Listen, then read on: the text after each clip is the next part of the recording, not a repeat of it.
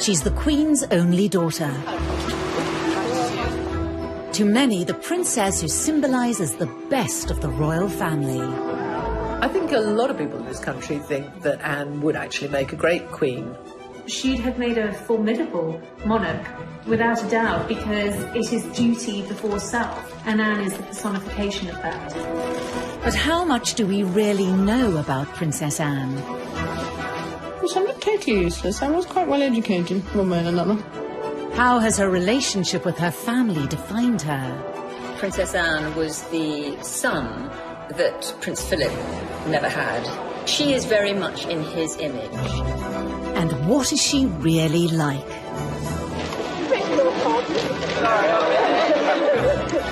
She doesn't tolerate fools. She can be snappy. She can reduce grown men to tears. How does it feel having a Buckingham Palace as your private property? Well, I don't know, because it isn't. She doesn't care about being popular. She doesn't care about rubbing people up the wrong way. How's the Duke of Edinburgh this morning? Oh, dear. You know where I am? Same place as you. We reveal the truth behind her most memorable moments. From the dramatic...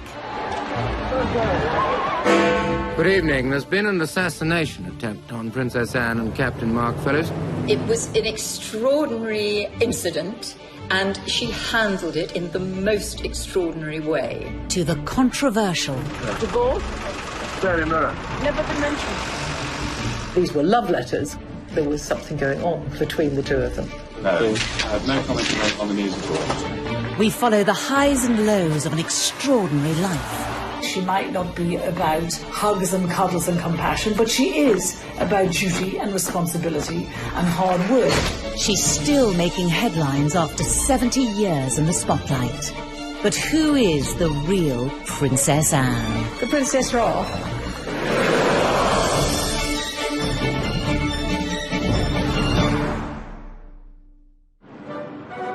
Born in 1950, Princess Anne is the only daughter of Queen Elizabeth II and the Duke of Edinburgh, and sister to Charles, Andrew and Edward. Anne was born 70 years ago, the second child of Elizabeth. And of course, when she was born, her grandfather, George VI, was still on the throne. And it really was a million miles away to where society is today. Arriving at Ballater Station with her family, the Queen was received by the Marquis of Aberdeen. Anne had a very 19th century childhood, a very traditional royal childhood. When she was born, of course, the Queen was not yet Queen. She was still Princess Elizabeth. So Anne was not born at Buckingham Palace, as many people think, but actually at Clarence House, where the then Princess Elizabeth and Prince Philip moved after their wedding. Despite Charles being 18 months older and heir to the throne, it was Anne who was assertive from a young age.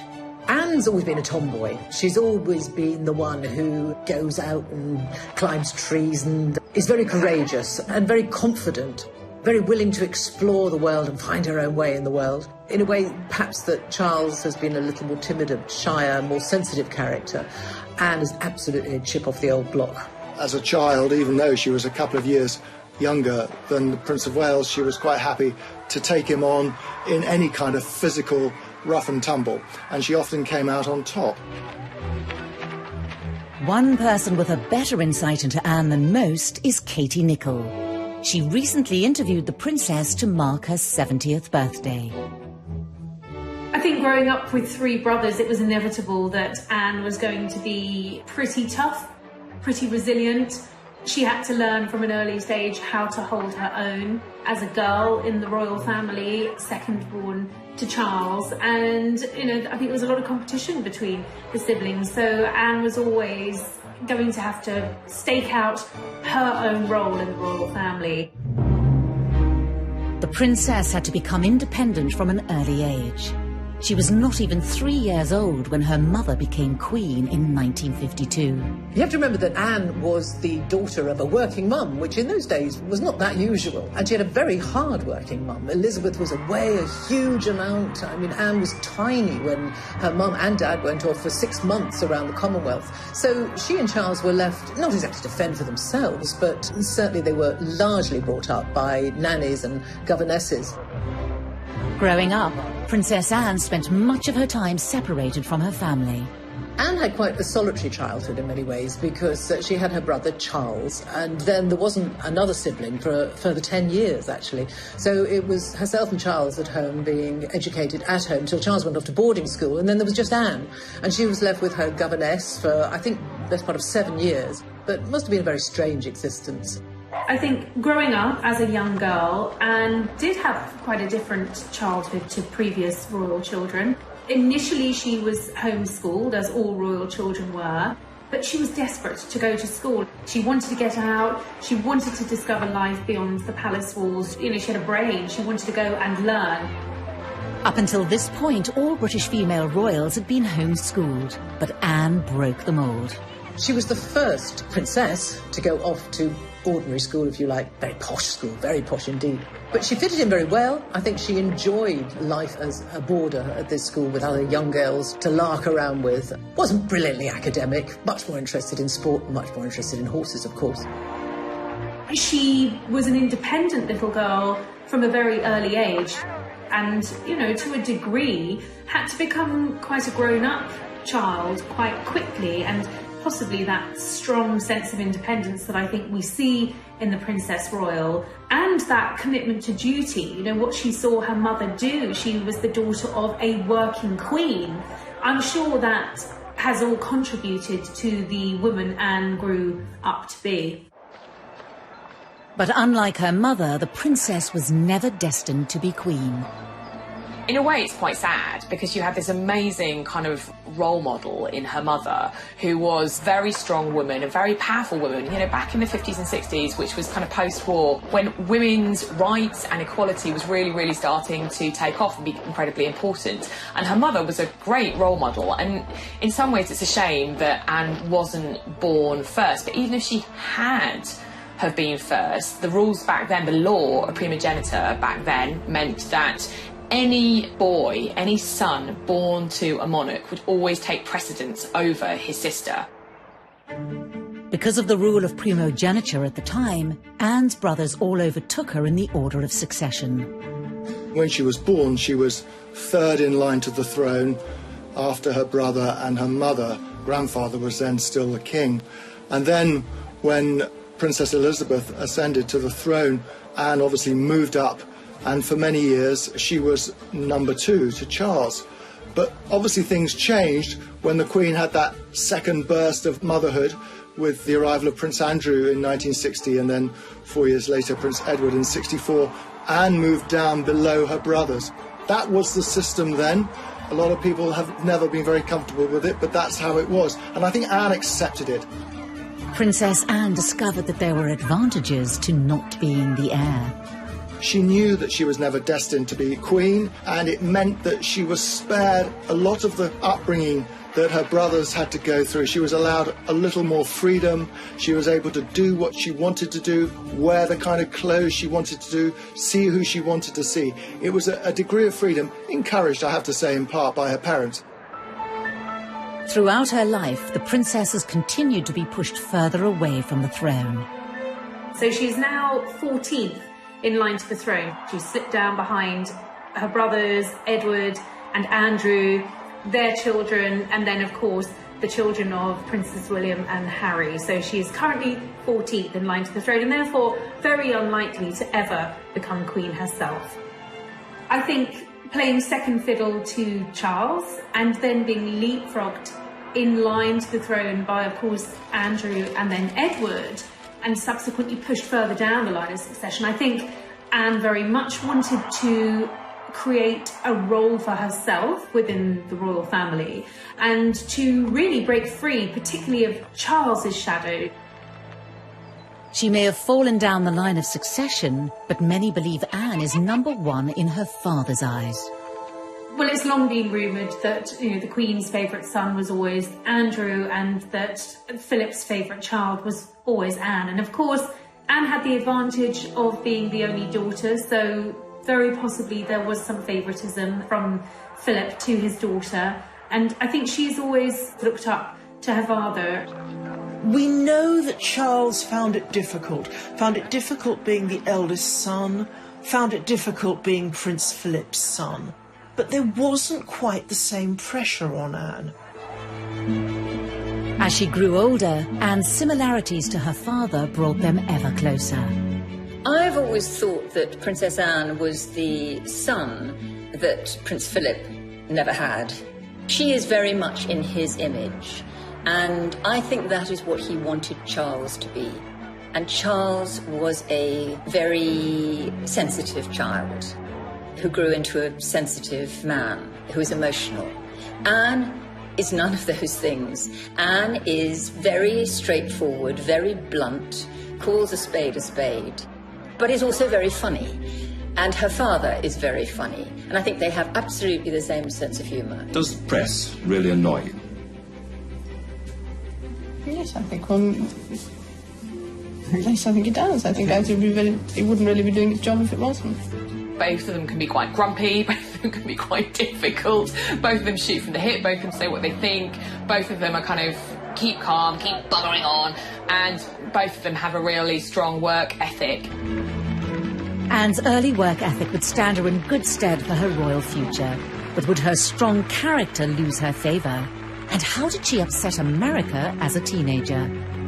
She looked at the time as though she didn't want to be there, they said. She refused to answer anyone's questions, snappily saying, I don't give interviews. She doesn't tolerate fools. She can be snappy. She can reduce grown men to tears.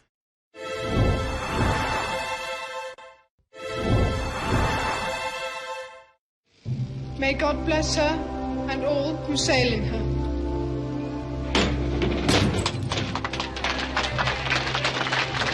Princess Anne's incredible work ethic was evident from a young age. In 1968, aged just 18, she became a working royal.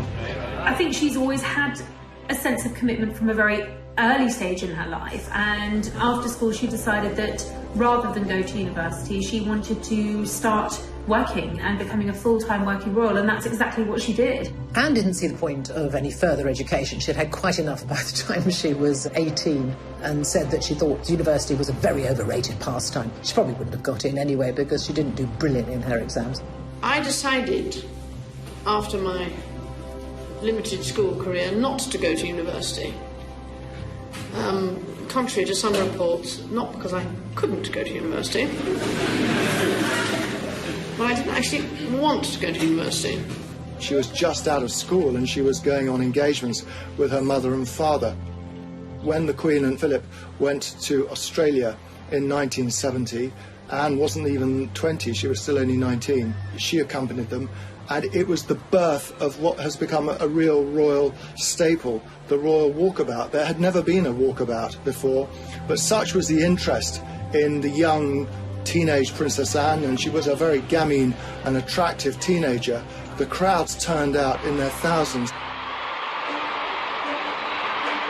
The princess has devoted a large part of her life to official engagements and is often referred to as the hardest working royal. She always has been one of, if not the most hard-working member of the royal family. I mean, she will carry out 4 or 5 engagements in one day.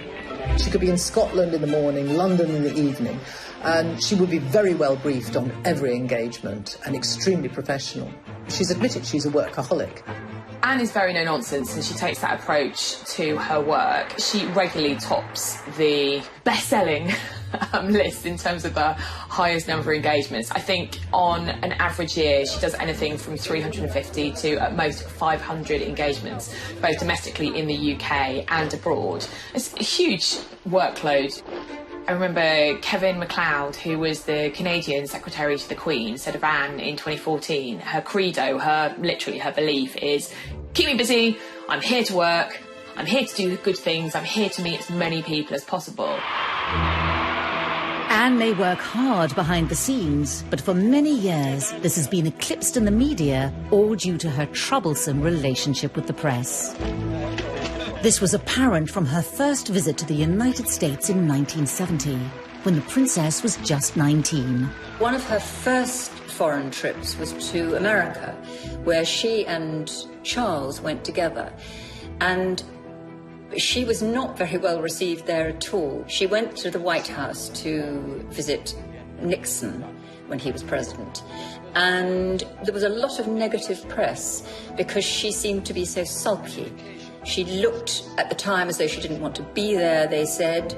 She refused to answer anyone's questions, snappily saying, "I don't give interviews." She was very ungracious. It was very much noted that Anne didn't seem to have the friendly, soft, smiling face. She was wound up being dubbed Princess Sourpuss. The Americans said, why did she bother to come? It's quite clear she doesn't want to be here. So that was the beginning, actually, of pretty much a lifetime of often negative headlines for the princess. This early trip set a pattern for Anne's relationship with the media. There are probably members of the press, photographers particularly, who have perhaps been on the receiving end of Anne's shortness, shall we say. She can have a quick temper and she just really doesn't have much time for the press. She'd much rather just get on with the job in hand and not worry about a press pack there to capture every moment. And some of those moments were certainly unexpected. In 1969, while visiting troops in Germany, the world saw another side to the princess. We were kind of all knocked out when she was 19 and she went to Germany on a job. And we were getting pictures back of her. She is the holder of a heavy goods vehicle licence. And we saw her driving a 52-ton Chieftain tank. Astonishing. She also, on that second trip, she fired a submachine gun from the hip and got 8 bullseyes. And I think there would be lots of men looking at her in abject terror. Here she was, a young woman, and she was capable of doing all of this. Despite Anne's refusal to play the media's game, she was working hard to support the Queen. Those in the know even regard the princess as the royal family's secret weapon. And I think Anne has always realised her power, her soft diplomacy, the ability to help, the ability for the royal family to reach areas that, traditionally prime ministers can't. The royal family is a constant, they are always there. And particularly in areas of the world that have royal families, for instance, like the Middle East, when you send a member of the royal family to them on a state visit, it's immensely important. It conveys, huge prestige. And people take that very seriously. And often members of the royal family, like Anne, are used to help trade deals, help diplomatic relations. And I think Anne has been very successful at that, and she's done that from a very young age. Well, Anne had this brilliant knack of sort of being the pathfinder, if you like, for the royals. If there was a slightly tricky destination go to, it was always Anne they would send in first, because she has a great ability at making people feel welcome and being enormously empathetic with people. In 1990, it was Princess Anne who the Queen trusted to visit the Soviet Union on her behalf. This historic occasion marked the first official visit by a member of the royal family in over 70 years. The last, coming before the Tsar, a distant relative of the Queen, was executed after the 1917 revolution. I suppose her most significant overseas trip was to Soviet Russia, as it then was, in 1990. How does it feel having a Buckingham Palace as your private property? Well, I don't know, because it isn't. She made a huge impact. It was a great success. Big crowds came out to see her. People were interested in her. And the feedback was incredibly successful and very positive for Britain. That was a massive deal in terms of the thawing of the relations between the UK and Russia. So that was a really, really important tour that Princess Anne went on to the Soviet Union. And she really paved the way for the Queen's visit. With the Queen now in her 90s and no longer travelling abroad, she is increasingly reliant on her daughter to step in. And despite Anne's stern reputation, she may even be welcomed in place of the Queen. The Queen can be very, very shy. She's naturally quite shy on engagements, whereas Anne is far more like Philip. So if you've got Anne on an engagement, you're going to get possibly a little bit more of a relaxed engagement. Anne isn't afraid to talk, she will have banter, she will ask questions. she will engage in a way that I don't think we see the Queen do. When you watch engagements with the Queen, they tend to be very formal. The Queen doesn't say very much. She's shown around and she observes. She may ask occasional questions. But with Anne, I found the engagements to be a lot more informal. As well as her royal duties, Princess Anne is involved with countless charities, organisations and military regiments in the UK and overseas. It's not just the public engagements. She is involved in a huge amount of charities, some 300 charities, some of which she's founded herself. She writes her own speeches. She has a very small staff as well. Charles famously has a lot of staff looking after him. It's a big operation, being the Prince of Wales.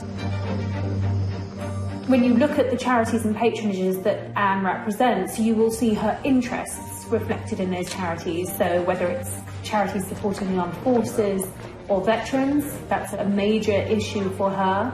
Carers Trust, which actually she established. Animal welfare charities, equine charities, they have a meaning to her. It's where she feels she can bring something unique and helpful in her role. She's never seen the point in being just a nominal head of an organisation, which is why she works so phenomenally hard. It would be almost impossible to go and visit every single charity and organisation she's involved with every year, but she does her damnedest to do so. She believes that if you're going to put your name to it, it needs to be more than just a name on a letterhead. You actually have to go along, see what they're doing, encourage them and bring what publicity you can to them. One charity that has always been close to Anne's heart is Save the Children, and she's willing to take great risks in order to help. If you want to improve the lot of children, then you must improve the lot of their mothers. If there is a fundamental baseline to the Save the Children Fund's work, it is working with mothers and getting mothers to be able to take a much greater part in their children's lives and in the lives of the community in which they live. I think she's very closely associated with the Save the Children Fund. She's been president for, I think, nearly 50 years now, and this has meant a very great deal to her. When Princess Anne carried out those early trips to Africa with Save the Children in the early 70s, this was her really breaking the mould. This was her going far afield, doing something that was at times quite dangerous. The areas that she was going to were remote. So I think she was very much a pioneer in that respect. You know, she was doing these visits to Africa with Save the Children long before Princess Diana was even on the scene. But Anne made it clear that she didn't seek praise from the public or the press. She once told a friend who had been asking her about the kind of affection that Diana had from the public, the love, the adoration that Diana had, if she would want that. And she said, no, she would rather have respect than affection from people that she didn't know. But again, Anne's refusal to cooperate with the press meant that much of her hard work went unrecognised. If she was off on some tour raising money for an awareness for Save the Children, and Diana appeared somewhere in a low-cut dress, the newspapers would be full of stories about Diana, and Anne would find herself not getting a look in. I think that must have been very galling for her. In the early days, I used to wonder why she didn't force herself to have a better relationship with the press. She clearly had no time for us at all, and she thought we were a nuisance. Such a shame, because whenever we used to write about her, it wasn't about the worthy work that she'd done. It was because she'd lost her temper somewhere, or she'd sworn at someone, or because she was wearing ridiculous clothes. She got a really hard time from Fleet Street in the 80s and the 90s. They thought that she treated the press with disdain, she wouldn't talk to them, she ignored them, she wouldn't smile for them. And in return, they gave her a really hard time because, in their view, she didn't give an inch. For many journalists of that time, Anne wasn't helping her own cause. She wanted to be appreciated for what she'd done. She got across that Diana was more appreciated than her, and yet she did nothing to facilitate that. But this all changed in 1982, when the press followed Anne on one of her trips to Africa with Save the Children. They went in an attempt to get a story about her love life. But after realising she wasn't going to talk, they started to take note of her work and were surprised at what they saw. There was one particular tour where she went to Africa, and the photographers, the press pack, were with her as well for all that time. It was probably weeks, and she was visiting refugee camps in Africa. The press didn't really want to go along with her, but they did in 1982 go to Africa with her. And there they saw a princess who was utterly prepared to get down and dirty, really getting down to work, dressed, in jeans and a shirt and probably a headscarf, in dusty, hot, sweaty Africa, going into slums, the way we're not used to seeing a princess at all. And the tone changed, and suddenly there were positive headlines, and the good headlines such as she had not had at all before. And I think people began to appreciate that we had a very hard-working princess there who would travel the world and not stand on airs and graces. With a new understanding of her work behind closed doors, it seems the press and public have come to accept Anne's unique approach. She doesn't tolerate fools. She can be snappy. She can snap at Lord Lieutenants, for instance, who are trying to keep her to a timetable. She can reduce grown men to tears. She's very like her father in that respect. And she is a very, very hard worker and wonderful at what she does. Very straight. She is what she is. And she's always said, actually, I've got to be true to myself. I am what I am. And that is a slightly haughty, imperious at times princess, but someone not at all snobbish, and someone with a common touch, albeit a common touch that often involves wearing white gloves. But, you can't take it away from her. She is a hard-working royal. But it's not only Anne's Olympic work ethic that has astounded the public. She's had a whole other career with highs. We had a world-class sportswoman as a working royal, and that's quite unusual. And lows. It's pretty humiliating to be seen covered in mud and water and scrambling after your pony.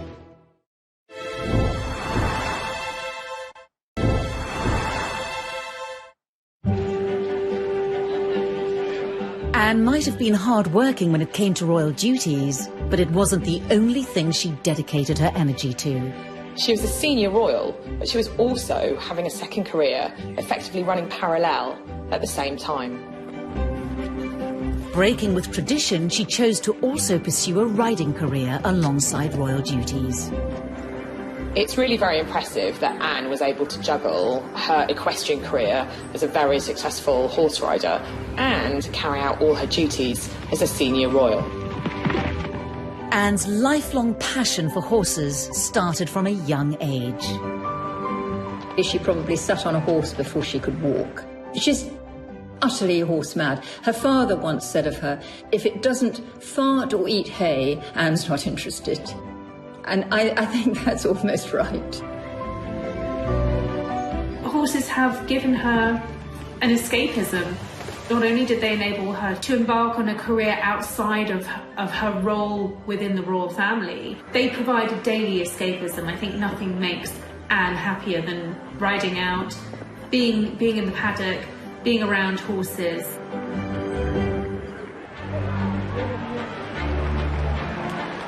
Horse eventing has long been considered a risky sport.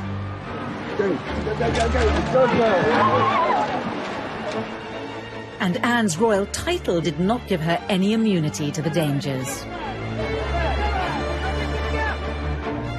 Anne narrowly escaped serious injury following a bad fall whilst competing in Dorset.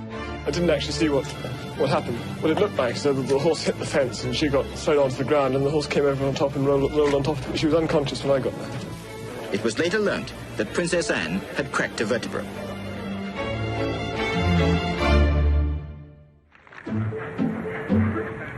Growing success in her equestrian pursuits led to an increased level of press interest in Anne, much to the dismay of the young princess. When they were photographing her when she was riding at events, when she was doing cross-country, and they would be tucked behind a fence, and they would like nothing more than to see her fall off her horse. It was generally thought that this year's cross-country course at Burghley would present no more than a reasonable test for horse and rider. Not so. The 20th jump over a tree trunk into the water at the trout hatchery proved to be too much of an obstacle for most of the 60 competitors, not least for Princess Anne. And that was where she originally, the phrase that she's been tagged with ever since, where she told photographers to naff off.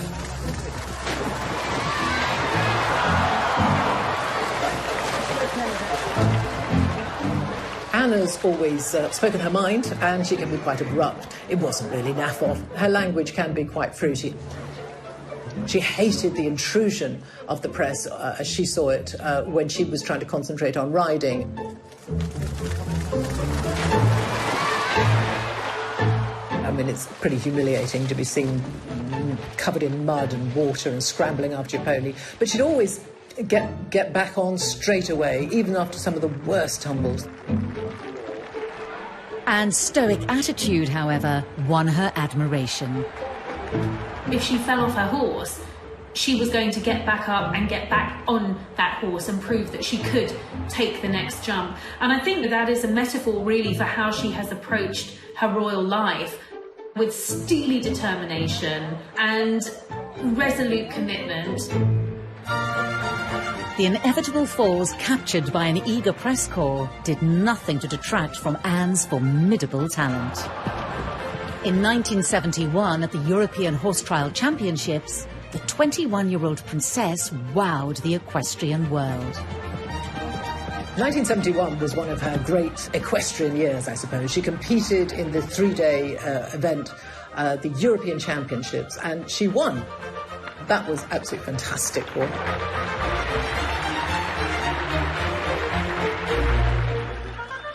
Anne's sporting success allowed the public to see a different side of the princess. She was voted the BBC's Sports Personality of the Year, which is always one of the greatest accolades you can have as an athlete, as a sports person. So there, in front of hundreds of other top people in their sports, she was fated as the top woman.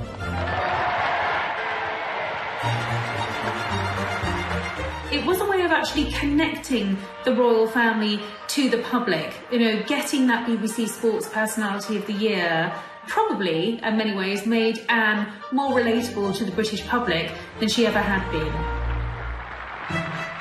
Princess Anne's riding career reached its peak when in 1976, Anne was chosen to represent her country on the biggest sporting stage possible. Anne took part in the 1976 Olympics in Montreal as a member of the British team, riding the Queen's horse, Goodwill, in the eventing category. Competing in the Olympics, which I suppose was the biggest moment of her equestrian career, didn't go absolutely brilliantly, unfortunately. It was a team event and we didn't win, didn't even get a medal, but they were there and they did compete. This was the first time ever that a member of the royal family competed in the Olympic Games, and it was a huge achievement. She earned a great deal of praise and admiration, both in the world of sport, but generally, nationally. We had a world-class sportswoman as a working royal, and that's quite unusual. Anne's achievements earned her the presidency of the British Olympic Association and a lifelong involvement. I think one of Anne's greatest successes in terms of British sporting history was bringing the Olympic Games to London in 2012. The Princess Royal led the well-known delegation, carefully carrying the flame inside a miner's lamp. Sebastian Coe has said that we actually owe her a bigger debt than most of us realise for having secured the London Olympics in 2012. Once again, she showed this character. If she believes in something and she takes it on, she will give 100% and more. The 2012 Games are on. She went to pretty much every event she possibly could during the 2012 Olympic Games in London and around the UK, and really was the figurehead. Anne's dedication and leadership aside, the Olympic Games were also associated with a more personal moment in the princess's life. While at the Mexican Olympics in 1968, a young Princess Anne was introduced to a fellow rider and Olympian, Mark Phillips. Anne's pursuit of equestrian excellence didn't just kind of lead her to professional glory, it also led to her personal happiness as well. It was through mutual love of horses that she met her first husband, Captain Mark Phillips, a lieutenant in the 1st Queen's Dragoons Guard. Of course, in her world of horses, Anne met quite a lot of dashing young men. She went out with quite a few of them. She went out actually with Andrew Parker Bowles as well, quite incidentally. But she was very keen on him. Her eyes finally set on Mark Phillips, who was a dashing army captain and terrifically good as an equestrian athlete. Everyone, I suppose, was looking for the princess to find a suitable husband, someone maybe from a foreign royal family, someone of a similar background, a prince who might be knocking around somewhere in the world. But she wasn't having any of that. She was determined to marry whoever she fell in love with, and the man she fell in love with was Mark Phillips.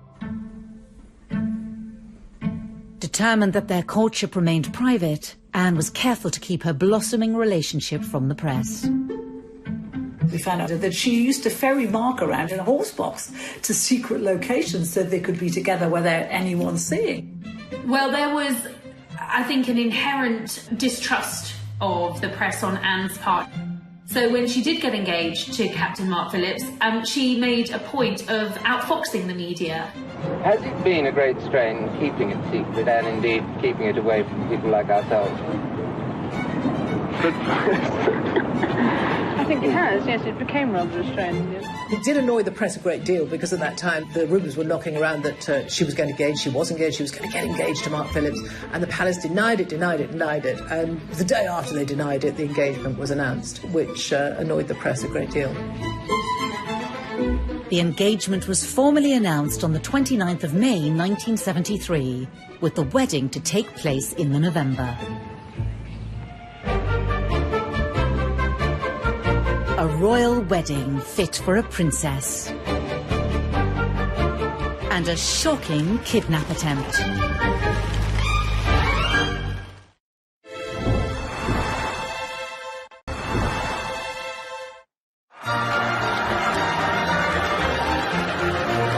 In November 1973, Princess Anne married Mark Phillips with all the pomp and ceremony of a royal wedding.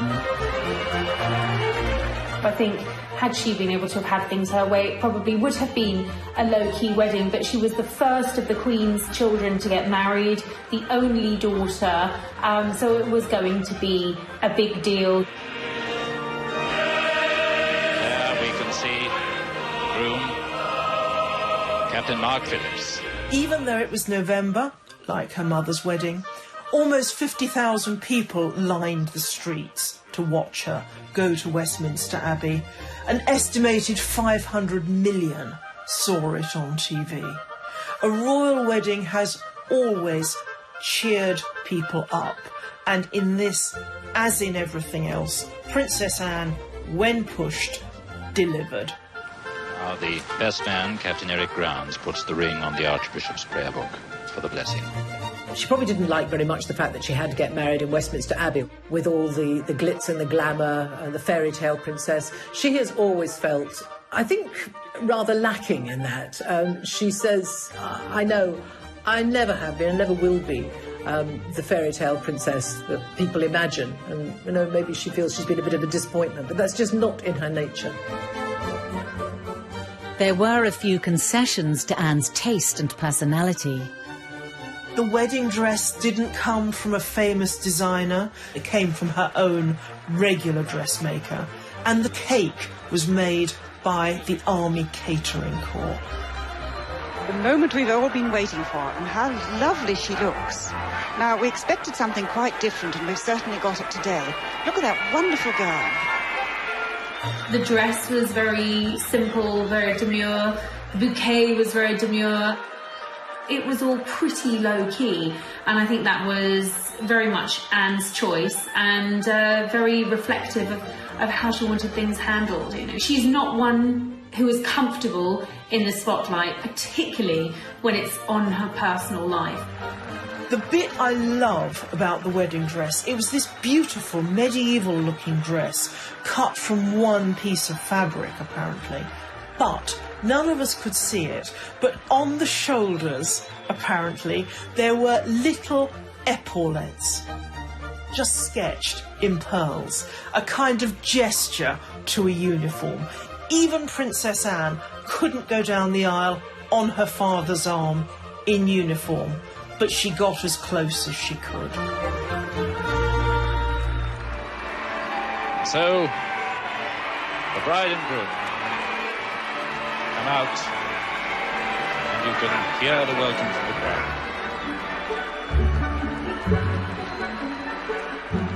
Tradition has it that the Queen often bestows new additions to the royal family with a title upon their marriage. It was in the Queen's gift to bestow an earldom on Captain Mark Phillips, who was a commoner. He refused that title, and very much with Anne's blessing. And I think from the outset they were determined to live as normal, private lives as possible.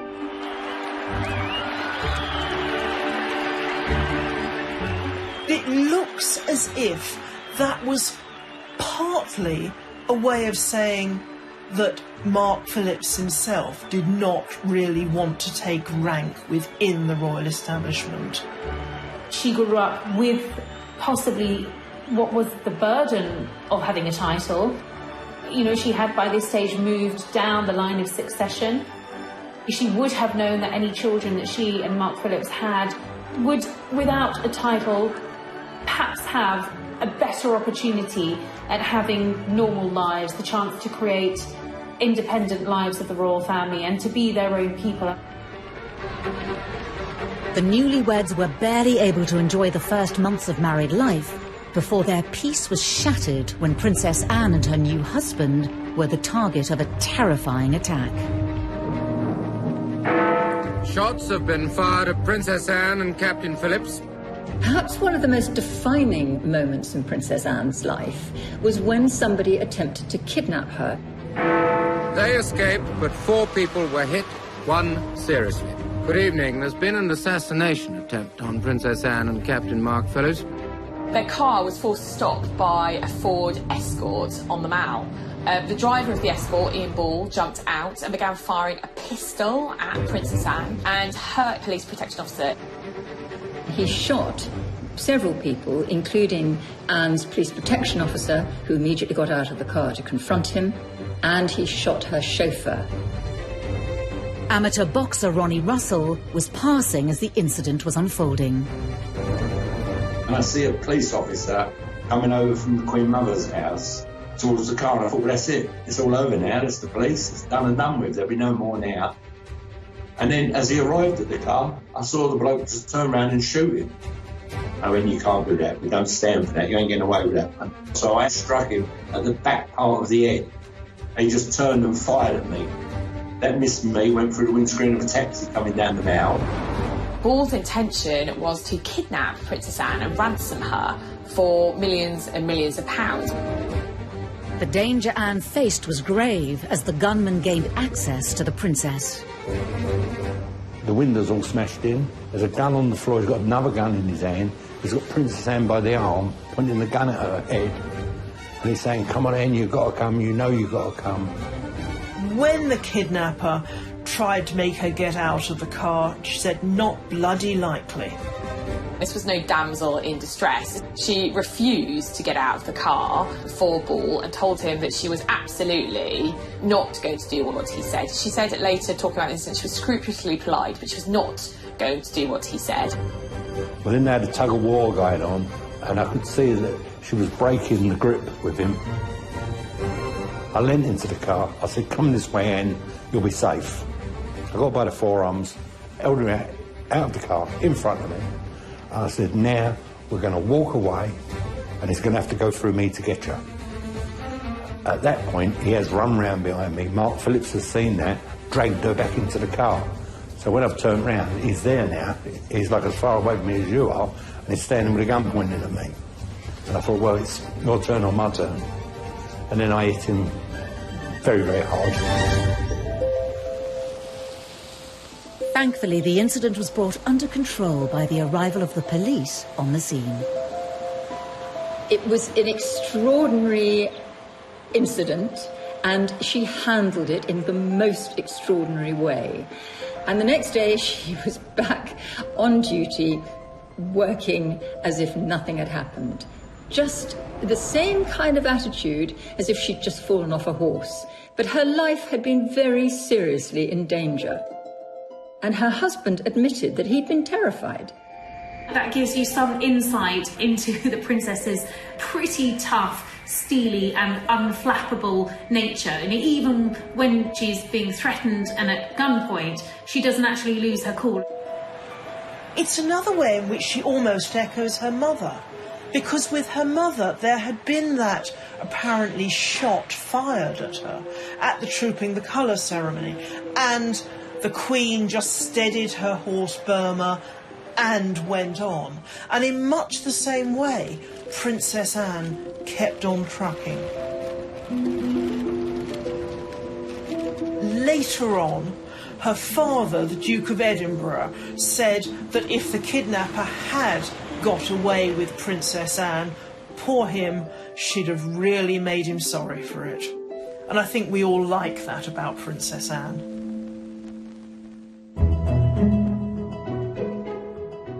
Following the foiled kidnap attempt, the royal couple went back to life as normal. Princess Anne and Captain Mark Phillips welcomed their first child, Peter, in 1977, followed by their daughter Zara in 1981. Both children were raised without royal titles and away from the royal spotlight. Zara has said on many occasions that not having a title gave her enormous freedom. That's what Anne wanted. She wanted her daughter to be a normal teenager and to get into the kind of scrapes that teenager did. And Zara absolutely has gone her own way. Peter and Zara are incredibly down to earth. You know, they don't even speak in the same way as many senior royals. You know, there's nothing pompous about them at all. I think they're great young people. Princess Anne's vision for her children was to pay off when in 2012 she awarded her own daughter a silver medal at the London Olympics. Princess Anne's insistence that her children be shielded from the demands of a royal title was a position not shared by all her siblings. Andrew rather pompously has insisted on full status for his girls, who are both princesses, and Edward's children too do have titles. So she's very different on that. Andrew has always felt that his girls should be senior members of the royal family, be treated as such, and have titles to go along with that. I think this shows a difference in attitude between the siblings. Anne is a no-nonsense, get-on-with-it sort of woman. She is royal, she has the titles, and she does the work. But she's not someone who takes herself too seriously. Andrew, her brother, I think, feels very entitled. He wants the adulation, and I don't think she does. And I think, looking back from where we are now, that looks like a very prescient decision. We know that Prince Charles wants the future ahead to be a slimmed-down royal family, not too many extraneous members of the monarchy. But Princess Anne was there decades before him. Anne may have been notoriously private, but eventually details of her private life did spill out into the open. Rumours swirled of issues within Anne's marriage. Divorce? Very much. Never been mentioned by anybody. And leaked letters suggested a third party's involvement. No, I have no comment to make on the news at all.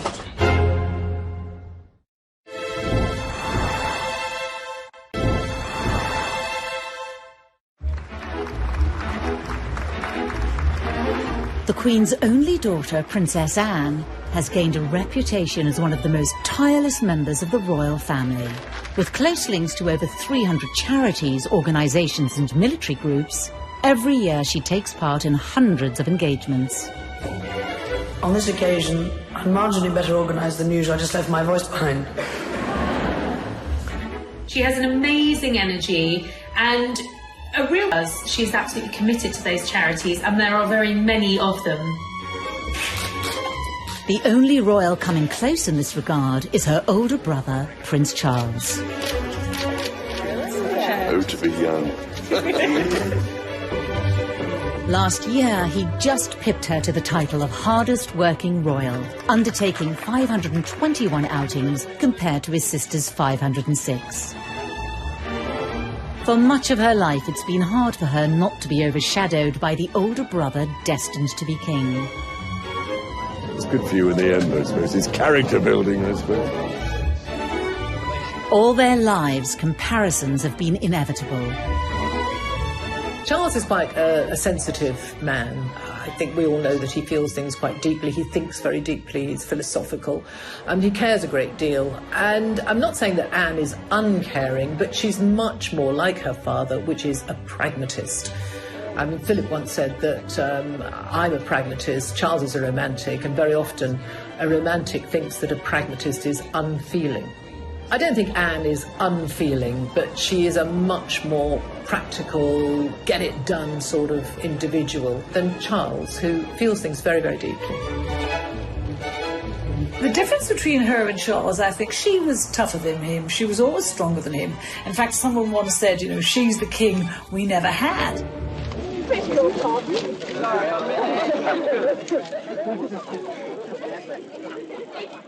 But Anne hasn't only found herself being compared to Charles. In the 1980s, when he married Diana, there was a new princess in town, capturing the public's imagination like never before. From where she sat, here was a woman who had worked incredibly hard all of her royal life. And she saw Diana and Fergie come into the scene, and they were splashed over the papers every day, not always for the hard work they'd done, often for their antics and their silliness and their messing about. And Anne was upset about that. She had started her charitable life with Save the Children. Diana worked for the Red Cross. You know, within a year of Diana working for the Red Cross, she was hailed a saint, a heroine. You know, people were thanking her and saying how wonderful she was. And Anne resented that. If you want to improve the lot of children, then you must improve the lot of their mothers. When Diana started her charity work, it was her hands-on approach that caught the eye and was in stark contrast to that of her sister-in-law. She might not be like Diana, she might not be about hugs and cuddles and compassion, but she is about duty and responsibility and hard work. And I think, as old-fashioned a concept as that might be, I think that's why we like her. It wasn't just in this area that the likes of Diana overshadowed Anne. Amidst all the royal scandals involving her siblings and their partners, Anne emerged untainted. And yet she's not without her own misdemeanors. She received her first speeding fine when she was 20, and she's gone on to get several more. She was even banned from driving for a month in 1990.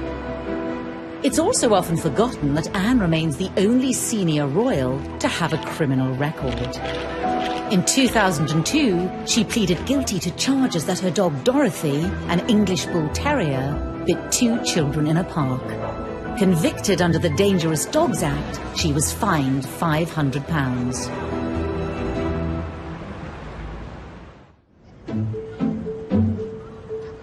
In 1989, Anne was again the victim of a crime when private letters were stolen from her briefcase in Buckingham Palace. Ultimately, they revealed her own romantic indiscretions, while still married to Mark Phillips. Alone today at her Gloucestershire home, Gatcombe Park, the Princess Royal has said nothing about the letters stolen from Buckingham Palace. No one quite knew what to make of it, but it transpired very quickly. In fact, the palace issued a statement saying that these were letters from Timothy Lawrence, who was the Queen's equerry at the time, to Anne. And it became very obvious very quickly, though we didn't get the content of the letters, that these were love letters, and that there was something going on between the two of them. No, I have no comment to make on the news at all. It transpired when we all started to dig around that Anne had been seeing him for quite a long time. She was going to his home in Winchester every weekend. And when we all went there to talk to the neighbours, they quite gaily said, oh yes, she's been coming for months. And we all said, well, why didn't you say anything? And they didn't, because they liked her. As for the letter thief, Scotland Yard's Serious Crime Squad investigated the incident for 4 months. They took 500 sets of fingerprints and interviewed almost everyone at the palace, but the thief was never identified. The damage was done. The letters had exposed Anne's affair and revealed the true state of her marriage. Speculation was rife that her and Mark Phillips would be divorced, even though she denied it. Have you seen the paper today? Yeah. Well, it relates a story about the Queen has given permission for divorce and things. Divorce? Daily Mirror. Never been mentioned by anybody. In the end, divorce did come during the Queen's Annus Horribilis in 1992. Her daughter might have been the first of the Queen's children to divorce, but it never affected Anne's reputation as much as the others. Her siblings, their marriages fell apart, and the world followed every last detail rapturously. We were absolutely riveted by the gory details of their marriages falling apart. Anne's, she managed to keep very private. The love letters were published, but she just kept on, and she said nothing, and no one dared to ask her anymore. And she married Tim Lawrence very shortly after she divorced Mark Phillips. 1992 even ended on a happy note. The Princess Royal marrying Timothy Lawrence at one of the most low-key royal weddings there's been.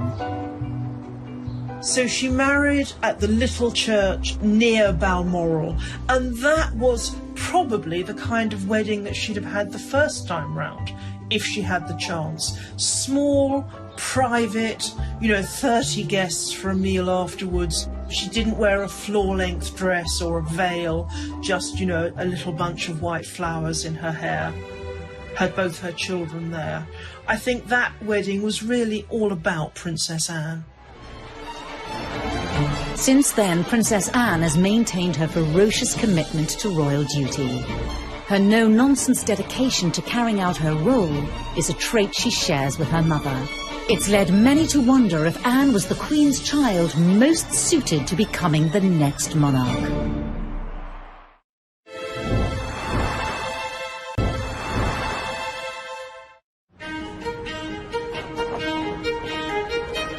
Approaching 70, Princess Anne is as energetic in her commitment to the royal family as ever. In March, she was at Paddington Station to unveil a train named after the Second World War spy, Odette Hallows. It's a pleasure to join you here, wearing this uniform, which is one of the only things I share with Odette, but to represent First Aid Nursing Yeomanry. I think Princess Anne is a great ambassador for the United Kingdom. I think we've all come to feel that she reflects a lot of what is best about British royalty. The naming of this intercity express train.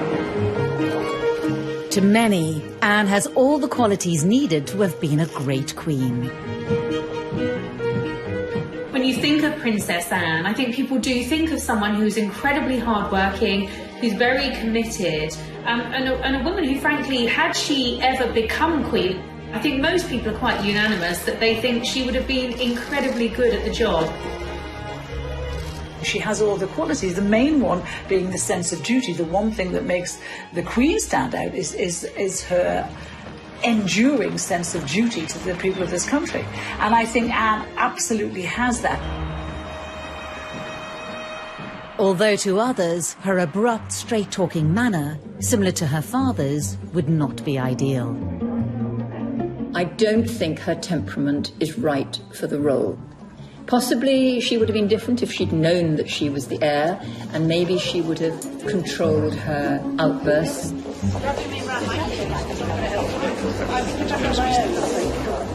But I doubt that. I think she is very like her father. And her father has been a great consort all these years and added a great deal of colour to the royal family.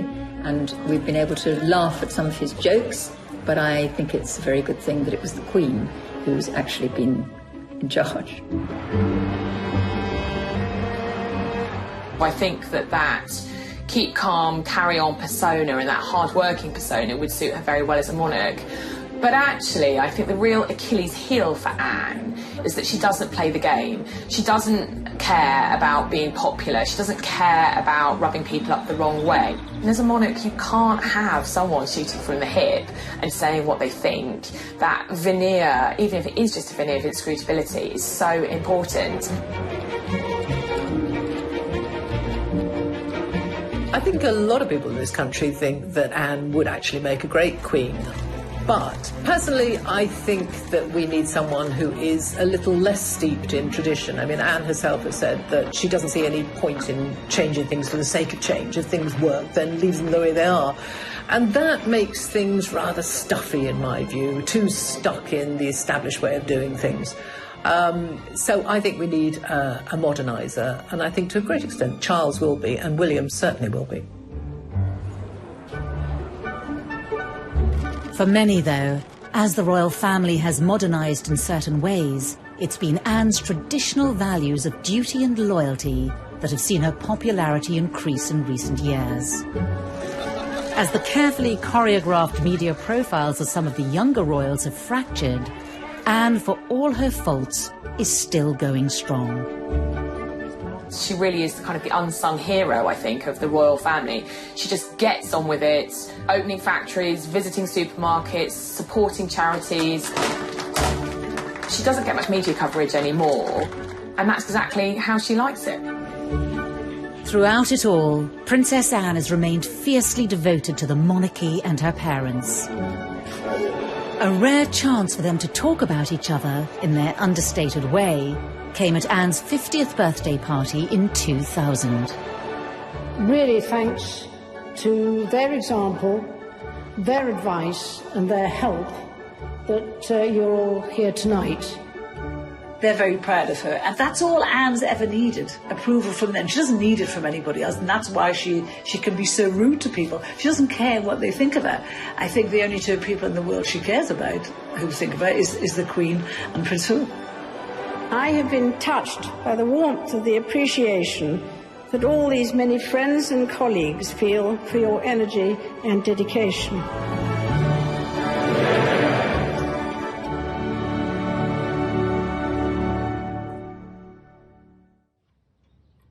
In the last year, a rise in popularity for Anne has certainly been helped by a standout portrayal in the TV series The Crown as the family's most unpretentious royal.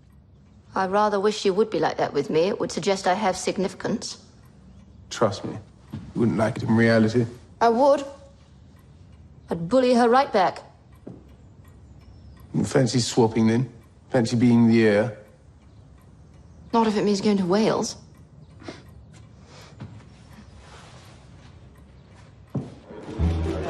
Also being seen sharing a laugh with world leaders as they appear to talk about Donald Trump.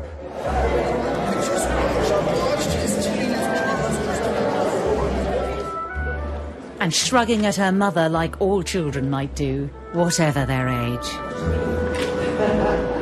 I think actually as she's got older, those kinds of moments now, those bits of her personality make her more popular with the general public. And I think her being not first in line to the throne has enabled her to be more herself, to be more true to herself and to carve out a really kind of different role for herself.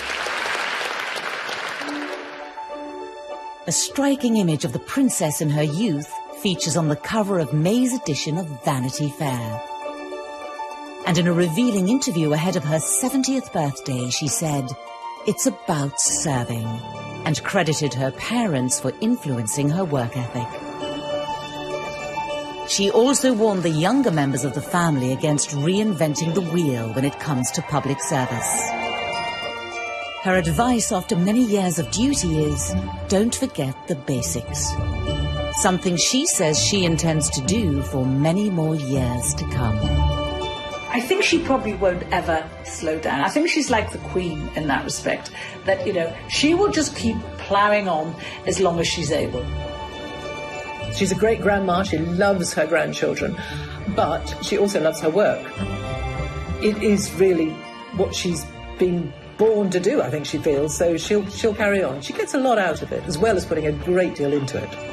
So it is my very great pleasure that I present on behalf of Her Majesty the letters patent to the town of Wootton Bassett. She simply sees her role in life as to serve, and in that respect she really is the replica of both her mother and her father. For the princess whose motto is, you just get on with it, the future will be more of the same, carrying out her duty. To many, she's a national treasure and possibly the best monarch we never had. However, even as she's held up as a paragon of straightforwardness, she's a more complex royal than we think. What you think of Princess Anne almost depends at what moment you clocked her. Did you first think of her as a kind of romantic young princess?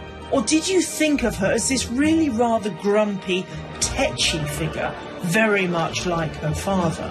Oh, how's the Duke of Edinburgh this morning? Oh, dear. You know where I am? Same place as you. Or if you're only really thinking about her now, maybe the wheel has turned full circle, and you are thinking of her as someone who represents the best of the old-style monarchy. But in another, she was quite forward-thinking, not giving her children titles, making a life for herself outside of royalty, way before anybody else. Well, I'm not totally useless. I was quite well educated, one way and another.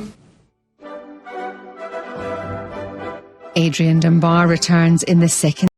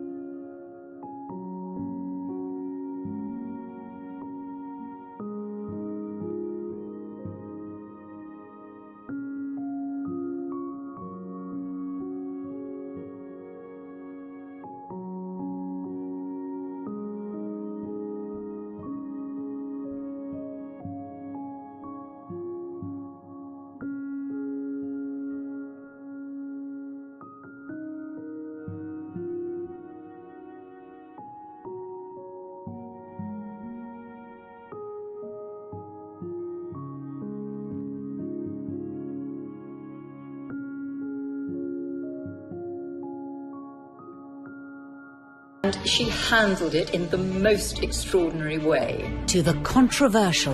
Divorce? Very much. Never been mentioned. These were love letters. There was something going on between the two of them. No, I have no comment to make on the news at all. We follow the highs and lows of an extraordinary life. She might not be about hugs and cuddles and compassion, but she is about duty and responsibility and hard work. She's still making headlines after 70 years in the spotlight. But who is the real Princess Anne? The Princess Royal.